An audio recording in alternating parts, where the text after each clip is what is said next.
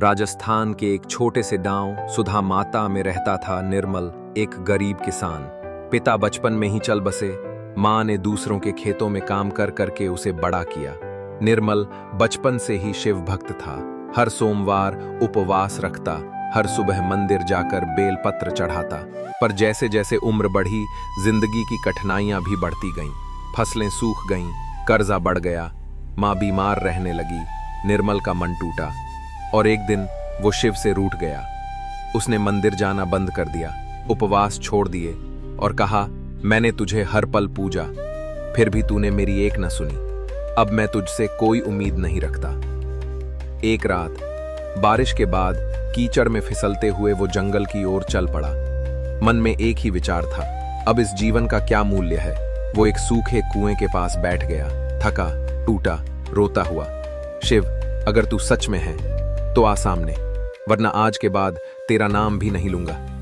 अचानक एक ठंडी हवा चली, जैसे कोई स्पर्श कर गया हो। निर्मल ने आंखें उठाईं। सामने एक दूसरा किसान खड़ा था, साधारण कपड़े लेकिन आंखों में तेज। किसान ने मुस्कुराकर कहा, क्या तू सच में दर्शन चाहता है या तू केवल अपने दुखों से भाग रहा है? निर्मल चौंका। आप कौन हैं? वो किसान बोला, जिसे तू हर रोज बेलपत्र चढ़ाता था, आज उसी से सवाल कर रहा है। निर्मल रोते हुए बोला, मैंने पूरी श्रद्धा से पूजा की, फिर भी मेरी माँ बीमार है, खेत सूखा पड़ा है, क्या ये मेरा फल है? किसान ने एक पत्थर उठाया और कहा, इस पत्थर को अगर तू खेत में फेंकेगा, क्या फसल उगेगी? नहीं, निर्मल ने कहा। तो फिर तू केवल भक्ति से कैसे जीवन की कठिनाइयां हल होने की आशा करता है?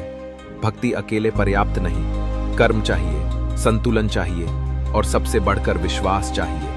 निर्मल की आंखें खुल गईं। वो कुछ कहने ही वाला था कि सामने से आता वो किसान धीरे धीरे प्रकाश में बदल गया।